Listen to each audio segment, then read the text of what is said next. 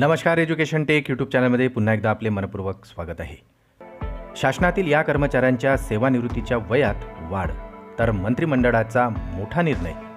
चला तर पाहूया याविषयीची ही सविस्तर माहिती. त्यापूर्वी चॅनलला नवीन असाल तर सबस्क्राईब करायला विसरू नका आणि नवनवीन अपडेट मिळविण्यासाठी बेल आयकॉनला प्रेस करायला सुद्धा विसरू नका. ही महत्त्वाची माहिती शेअर करायला विसरू नका. 5 फरवरी 2024 रोजी राज्य सरकारने मंत्रिमंडळाच्या बैठकीमध्ये एक अतिशय महत्त्वाचा निर्णय घेतला आहे. शिंदे सरकारने आपल्या बैठकीमध्ये काही कर्मचाऱ्यांच्या सेवानिवृत्तीच्या वयामध्ये वाढ केली आहे.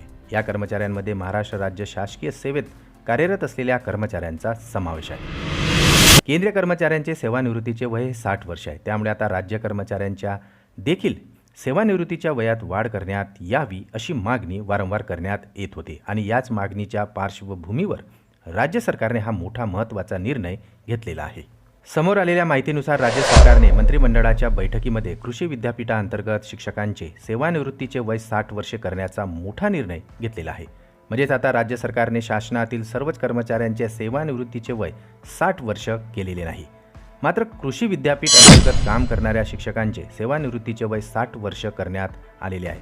त्यामुळे आता या सर्व शिक्षकांना मोठा दिलासा मिळाला आहे. गेल्या अनेक दिवसापासून कृषी शिक्षक सेवानिवृत्तीचे वय वाढविण्यासंदर्भात सरकारकडे मागणी करत होते. आता हीच त्यांची मागणी पूर्ण करण्यात आलेली आहे. दरम्यान महाराष्ट्रातील ड संवर्गातील राज्य कर्मचाऱ्यांचे वय देखील 60 वर्ष करण्यात आले आहे. परंतु यामध्ये राज्यातील अ, ब आणि क संवर्गातील काम करणाऱ्या कर्मचाऱ्यांच्या निवृत्तीचे वय 58 वर्ष इतकेच आहे.